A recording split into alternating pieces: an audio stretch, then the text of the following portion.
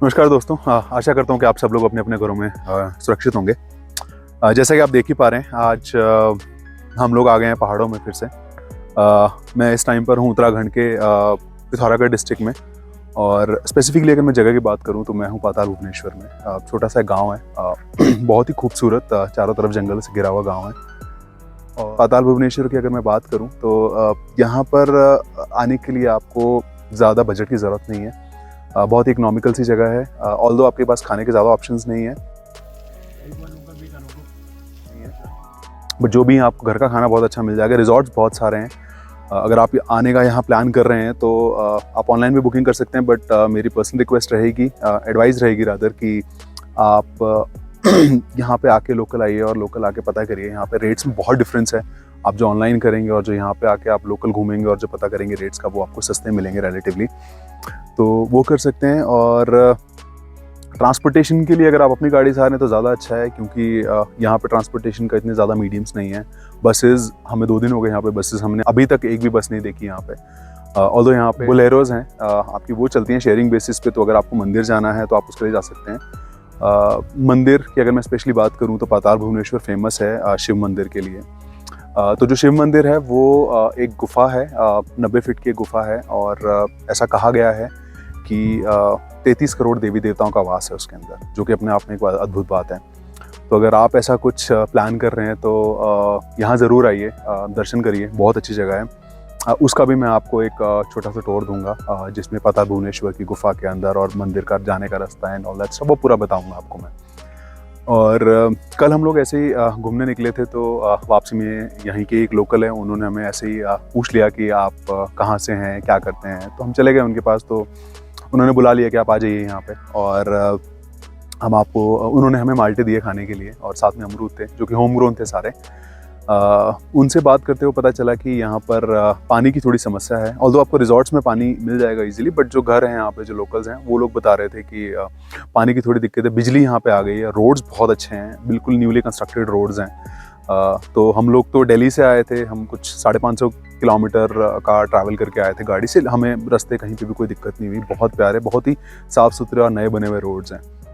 तो अगर आप ऐसा यहाँ आने का प्लान कर रहे हैं तो ज़रूर आइए। बहुत ही खूबसूरत जगह है, बिल्कुल अनएक्सप्लोर्ड है। आई थिंक इसलिए यहाँ पे बसेस भी नहीं हैं।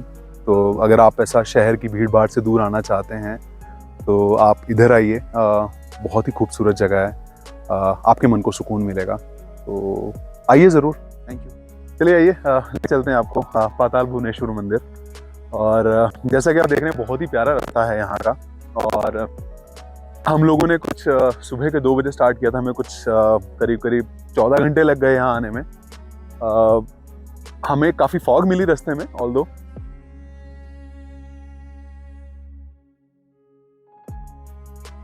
लेकिन यहाँ पे अगर आप एक नॉर्मल से स्पीड से चलेंगे तो आप 14 घंटे में पहुँच जाएंगे। अगेन, दिल्ली की भीड़ भाड़ या शहरों की भीड़ भाड़ से अगर आप दूर रहना चाहते हैं तो मोस्ट वेलकम है, यहाँ आइए। बहुत खूबसूरत है ये, और ज़्यादा एक्सप्लोर्ड नहीं है। तो मेरी एक ही दरख्वास्त है सबसे आपसे, अगर आप यहाँ आ रहे हैं तो इस एरिया को बहुत ज़्यादा एक्सप्लोर करिएगा, क्योंकि यहाँ पे आपको जनता बहुत कम दिखेगी। इकोनॉमिकली भी बहुत अच्छा पड़ेगा आपको यहाँ पे आना, उतना ज़्यादा महंगा नहीं है, और ज़्यादा एक्सप्लोर्ड नहीं है एरिया। मेरी रिक्वेस्ट है आप सबसे, यही दरख्वास्त है कि ज़रूर आइए इन पहाड़ों में। ये आपको शांति देंगे, आई एम श्योर। और जैसा कि आप देख ही रहे हैं, आपसे रिक्वेस्ट है, और आप पढ़ भी सकते हैं, नशा और लापरवाही जान पर हमेशा पड़ेगी भारी। इससे थोड़ा दूर रहिए प्लीज़। और यहाँ पे आइए तो अपना, अगर आप कुछ भी कूड़ा करकट फैलाते हैं तो प्लीज़ अपने साथ कुछ भी एक कैरी बैग रखिए, जिसमें कि आप उसको कैरी कर सकें। एंड जहाँ पे भी आपको डस्टबिन दिखे तो प्लीज़ उसमें फेंकें, कूड़ा ना फैलाएं यहाँ पे आके। और अनएक्सप्लोर्ड है, जैसे कि वो सामने देख पा रहे हैं, वहाँ पे उन लोगों ने कूड़ेदान आई थिंक डिप्लॉय किया हुआ है। तो रिक्वेस्ट है कि आप जहाँ पे भी कहीं पे जाते हैं, कुछ खाते पीते हैं तो उसको खाइए, खाने से मना नहीं है, लेकिन वो सामने डस्टबिन में उसको प्लीज़ फेंक दीजिएगा। और जैसा आप देख रहे हैं, रास्ता बहुत ही खूबसूरत है। चलते चलते आपको सामने पूरी हिमालयन रेंज, ऐसा लगेगा कि आपके साथ ही चल रही है पूरी हिमालयन रेंज। तो एंजॉय करिए इस ब्यूटीफुल व्यू को, और पहाड़ों में ज़रूर आइए। मुझे पर्सनली बहुत अच्छा लगता है पहाड़ों में आना। आपके आपके मन को एक अलग सी शांति मिलती है यहाँ पे आके।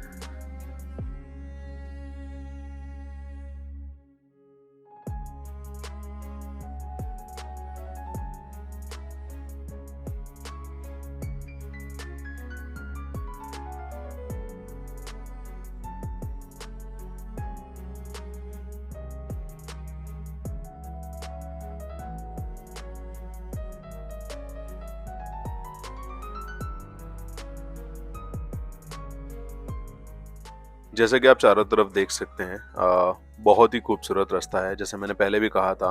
और अगर आप देखेंगे तो ये पूरा जंगल से घिरा हुआ रास्ता है। रास्ते बहुत साफ सुथरे हैं, आप देख ही सकते हैं। और हम लोग जब जा रहे थे तो हमें बहुत कम लोग मिले वहाँ पे जाने वाले, क्योंकि ये आई थिंक ऑफ सीजन था तो ज़्यादा लोग नहीं थे। बट अगर आप मई जून के अराउंड आएंगे तो आपको बहुत लोग मिलेंगे वहाँ पे आने वाले।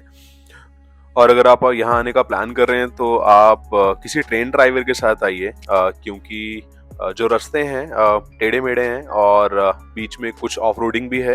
इट्स बेटर कि आप ट्रेन ड्राइवर के साथ, या आपको अगर एक्सपीरियंस है पहाड़ों में चलाने का तो नथिंग लाइक दैट। और वैसे तो गाड़ी जाती है मंदिर तक, बट अगर आप फिर भी आसपास स्टे कर रहे हैं लाइक 2-3 किलोमीटर की रेंज में, तो आप वहाँ से वॉक करके भी आ सकते हैं, क्योंकि रास्ता जैसे मैंने पहले भी कहा बहुत ही खूबसूरत रास्ता है। और अगर आप नोटिस करेंगे तो साइन बोर्ड्स आपको मिल जाएंगे, जो मैं आपको रास्ता बता रहा हूँ 2-3 किलोमीटर के, जैसे यहाँ पे दिया हुआ है डायरेक्शन में पाताल भुवनेश्वर के लिए।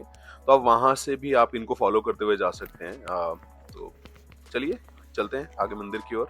और अगर आप वॉक करके आ रहे हैं तो आपको नीचे जाने की जरूरत नहीं है। थोड़ा पहले से एक राइट साइड में शॉर्टकट है, जो कि मंदिर तक ले जाएगा आपको।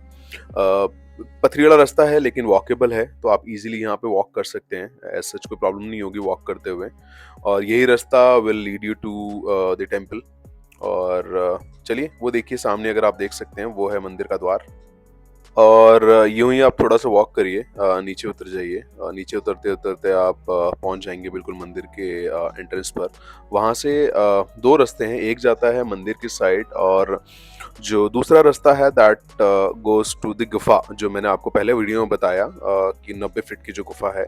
तो एक डायरेक्ट रास्ता है गुफा में जाने के लिए, और जो रास्ता आप सामने की साइड देख रहे हैं, ये वाला जो रास्ता है ये मंदिर का रास्ता है, यहाँ से आप डायरेक्ट जा सकते हैं। और यहीं से साइड में आपको ये दूसरा रास्ता दिखेगा जो कि आपको गुफा तक ले जाता है। तो आप यहाँ से डायरेक्ट गुफा में जा सकते हैं। तो चलिए हम लोग मंदिर की ओर चलते हैं। तो ये जो रास्ता जाता है ये जाता है मंदिर की ओर। बहुत ही पतला सा रास्ता है जैसे कि आप देख रहे हैं, और थोड़ी उतराई है इस रास्ते पर। तो चलिए चलते हैं मंदिर में। Let's cover it through a time lapse.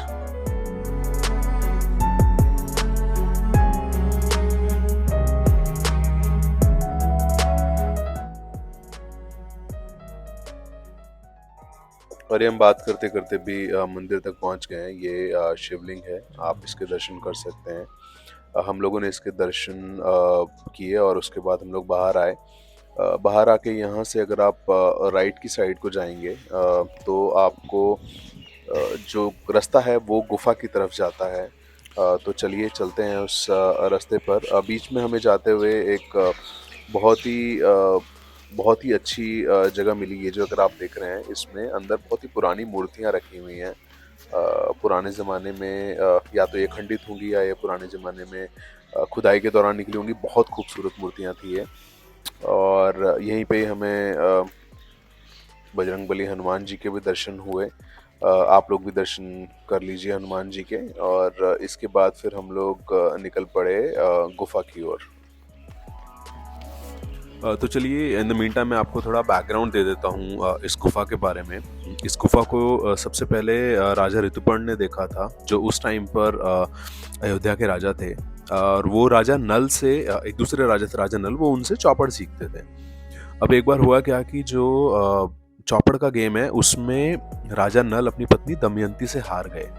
अब वो हार में इतने शर्मिंदा हुए अपनी इस हार से कि उन्होंने राजा ऋतुपर्ण को बोला कि यार मुझे आप कहीं जंगलों में ले जाकर छुपा दो, मैं ये हार बर्दाश्त नहीं कर पा रहा हूँ। चाहे तो आप मेरा मुंह काला करके मुझे ले जाओ ताकि कोई मुझे पहचान ना सके। अब राजा ऋतुपर्ण जो उनके शिष्य थे चौपड़ के, तो उन्होंने बोला कि ठीक है मैं आपकी हेल्प करूँगा। तो वो उनको जंगलों में ले गए, हिमालय के जंगलों में ले गए। और वहाँ जब वो उनको ले जा रहे थे तो उन्होंने उनको एक जगह छुपा दिया। एज़ इन उनको बोला कि आप यहाँ पर छुप जाओ। और वो वापस आने लगे, तो वापस आते हुए उनको एक बहुत ही चमत्कारी सा एक हिरण दिखा जो बहुत ही अलौकिक दिख रहा था। अब जैसे ही उन्होंने इस हिरण को देखा, उनको लगा कि यार मुझे इस हिरण को जिंदा पकड़ना है। और उन्होंने जो अपने साथ के सैनिक थे उन सबको बोला कि जो भी इस हिरण को जिंदा पकड़ के लाएगा उसे मैं इनाम दूंगा। लेकिन साथ ही साथ उन्होंने एक चेतावनी भी दी कि जिसके आगे से भी हिरण भाग के जाएगा उसे यहीं जंगल में रात गुजारनी पड़ेगी। और किस्मत की बात देखिए कि जो हिरण था वो राजा की ओर से ही सामने से भाग के निकल गया, क्योंकि उन्होंने खुद ही बोला था कि भाई जो भी जिसके आगे से भी हिरण निकल के जाएगा तो उसको वो सजा मिलेगी। तो सजा ये थी कि भाई उसको उस इंसान को जंगल में रहना है, वो जंगल में रात बितानी है। अब सिंस राजा ने बोला था तो राजा खुद रुक गए जंगल में, उन्होंने रात बिताई। अब वो रात में जैसे ही एक पेड़ के नीचे विश्राम कर रहे थे, वहीं पर उनको एक सपना आया। और सपने में वही हिरण आया और उस हिरण ने आके बोला कि आप हे राजन, मेरा पीछा मत करो, मैं एक हिरण नहीं हूँ। अब राजा ने सपने में पूछा कि आप जो भी हैं, आप मुझे कृपया दर्शन दीजिए। जिसका जवाब उन्हें मिला कि अगर आप मेरे दर्शन करना चाहते हैं तो आप जो भी इस जगह के रक्षक हैं, क्षेत्रपाल है, आप उनको प्रसन्न करो। अब राजा क्षेत्रपाल की तपस्या करने लग गए। करीब करीब 2 महीने बाद वो क्षेत्रपाल प्रकट हुए। उन्होंने बताया कि यार यहाँ पर एक गुफा है जिसमें आपके 33 करोड़ देवी देवता हैं और वो भगवान शिव शंकर के साथ स्थापित हैं। अब क्षेत्रपाल ने राजा ऋतुपर्ण को गुफा के जो रक्षक थे शेषनाग, उन तक पहुंचा दिया। और शेषनाग ने राजा को अपने फन पर बिठाकर पूरे 6 महीने तक गुफा के दर्शन कराए और बहुत सारे हीरे जवाहरात मणिमाणिकों के साथ उनको विदा किया। और साथ में एक चेतावनी भी दी कि कृपया इस बात को, इस गुफा के बारे में किसी को ना बताएं, अगर वो बताएंगे तो उनकी मृत्यु हो जाएगी। अब जब अयोध्या पहुंचे राजा ऋतुपर्ण, तो वहाँ की जो रानी थी उन्होंने देखा कि यार ये तो बहुत सारे हीरे जवाहरात लेकर वापस आए हैं। तो उनको भी बहुत क्यूरियोसिटी, उन्होंने पूछा कि यार आप कहाँ हैं, कहाँ से ये लेके आए हैं, कहाँ था, क्या है, एंड ऑल दैट स्टफ। जब बहुत ही समझाने पर रानी नहीं मानी, तो राजा ने उन्हें बताया कि यार उत्तराखंड में हिमालय के समक्ष पाताल भुवनेश्वर नाम की एक अद्वितीय गुफा है, राइट। और जब उस गुफा का उन्होंने एक्सप्लेनेशन दिया कि यार बहुत ही सुंदर है, बहुत ही खूबसूरत है, उसके इमीडिएट बाद राजा की मृत्यु हो गई। और रानी राजा की अंत्येष्टि करने के बाद उस गुफा को ढूंढने जंगल में निकल गई। काफ़ी देर ढूंढने के बाद उनको गुफा का प्रवेश द्वार मिला और रानी ने रस्सी की सहायता से उस गुफा में एंट्री की। और उसके बाद ऐसा कहा जाता है कि उन्होंने बिल्कुल एंड में जो कुछ सीढ़ियाँ हैं वो उसका निर्माण उन्होंने करवाया। और जब वो अंदर गई तो उनको एज सच कुछ ऐसा दिव्य दर्शन नहीं हुए, लेकिन उनको कुछ प्रतिमाएं ज़रूर दिखाई दी।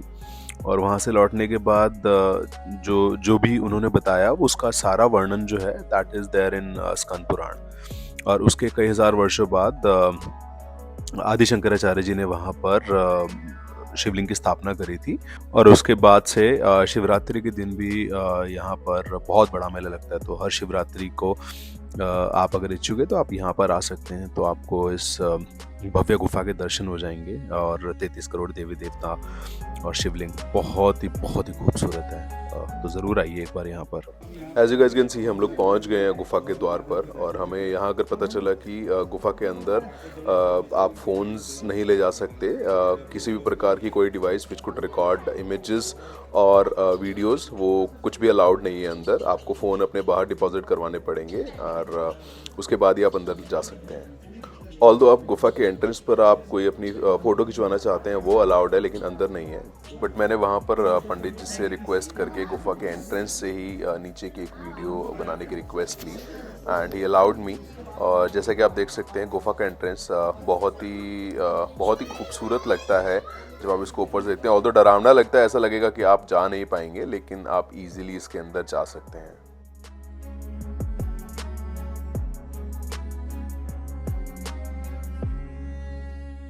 ये जो आप सामने देख रहे हैं ये शिव जी की जटाएं हैं जो नेचुरली फॉर्म्ड हैं और इनमें से गंगा मैया हमेशा बहती रहती हैं और वो गिरती हैं नीचे 33 करोड़ देवी देवताओं पे, जो कि आप सामने स्क्रीन पर देख सकते हैं। इनके साथ ही शिवलिंग भी स्थापित है, जैसे मैंने पहले भी आपको वीडियो में बताया था। और थोड़ा सा आप आगे आएंगे तो आपको हमारे धाम भी देखने को मिल जाएंगे यहाँ पर, जो कि नेचुरली फॉर्म्ड है। अमरनाथ की गुफा आप देख सकते हैं, उसके आगे छोटा सा शिवलिंग है। देन आपको आगे बद्रीनाथ जी के दर्शन हो जाएंगे। केदारनाथ जो कि आपका पर्वत है बिल्कुल वैसा ही बना हुआ है। और अगेन आई एम सेइंग ये सारे नेचुरली फॉर्म्ड हैं, कोई भी ह्यूमन इंटरवेंशन नहीं हुआ है इनमें।